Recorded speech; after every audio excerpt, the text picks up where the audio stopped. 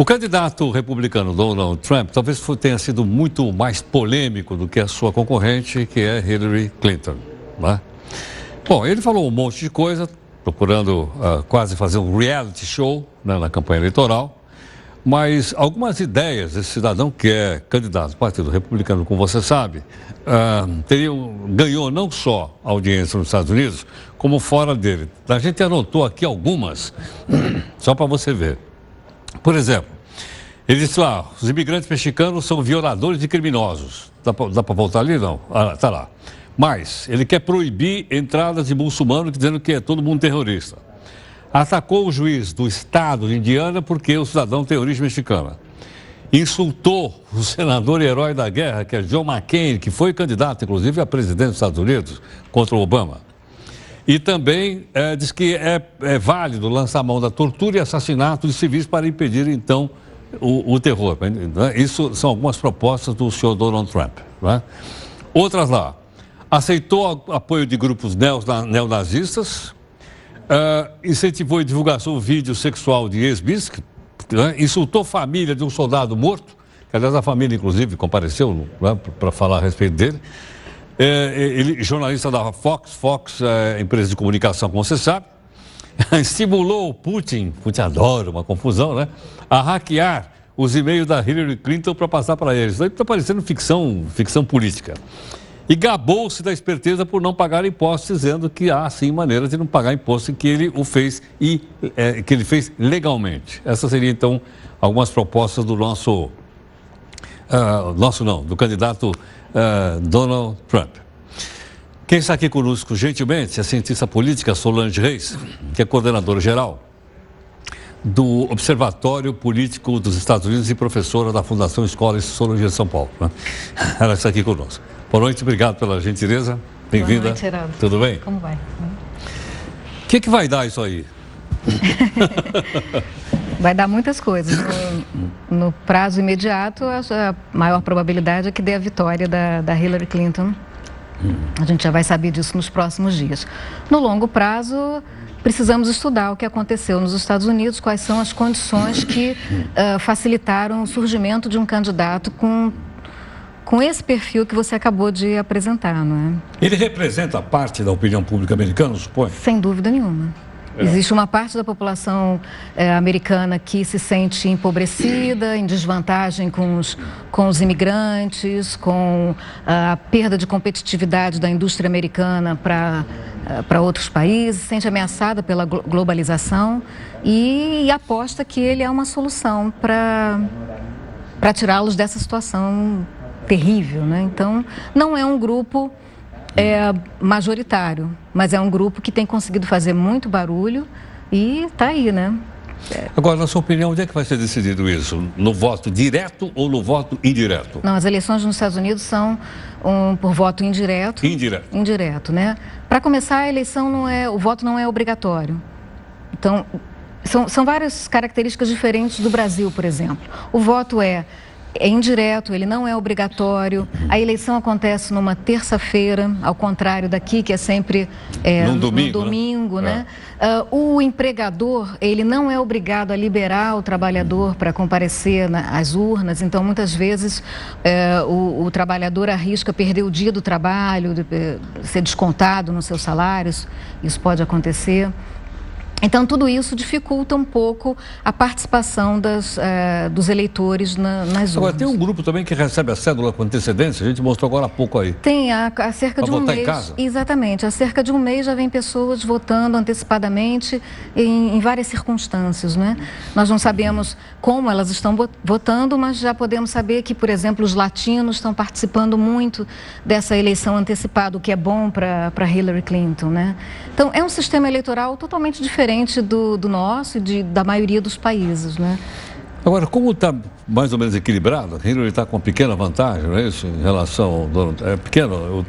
Então, essa é uma outra característica do sistema eleitoral deles. Quando nós olhamos o país como um todo, cada eleitor com um peso eleitoral igual, ela está com uma pequena vantagem, né? Às vezes 5%, às vezes 6%, 3% e tal.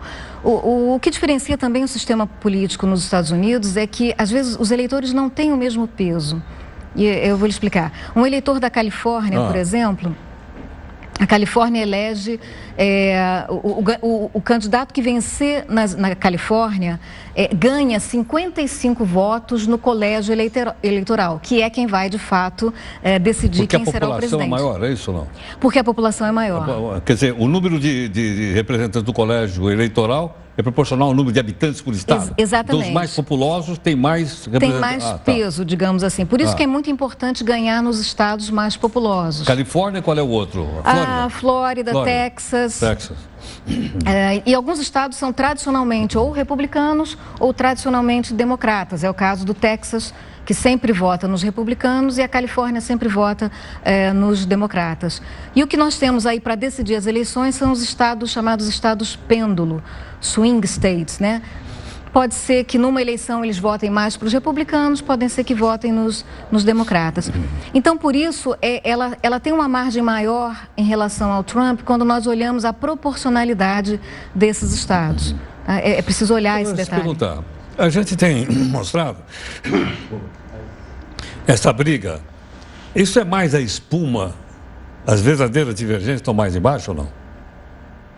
Por exemplo, você falou globalização, exportação de empregos, fábricas que saem dos Estados Unidos, posição em relação à Rússia. Porque isso a gente não vê no debate, né? A gente vê mais no noticiário, falou isso, falou aquilo. No reality show, como você falou. Não, existe uma discussão profunda entre os acadêmicos, entre os políticos, que não vem tanto para a mídia, que é realmente o que significa essa eleição tão conturbada, a presença de um candidato como Donald Trump, politicamente incorreto, adotando um discurso nacionalista que não é comum nos Estados Unidos, isolacionista, não é, voltado para dentro. Mesmo a ascensão de um candidato como Bernie Sanders durante as primárias, que obrigou a Hillary a chegar um pouco mais para a esquerda, né? Há um sentimento mesmo de perda, de um certo declínio do poder dos Estados Unidos na área econômica, na área de propagação de ideias, enfim. E isso é um fato, de fato o mundo está se transformando e os Estados Unidos começam a ser obrigados a ceder em alguns aspectos, né? Nós temos a China competindo com os Estados Unidos, temos a Rússia voltando para o cenário da política internacional, enfim, uma série de aspectos e é isso que eu estou te dizendo, que no longo prazo nós vamos precisar estudar o que está acontecendo por lá, porque tem muito mais coisa por baixo do que simplesmente esse show, esse espetáculo eleitoral, né? Verdade. Bom, mas de qualquer forma, não estamos revivendo o clima da Guerra Fria, não, né?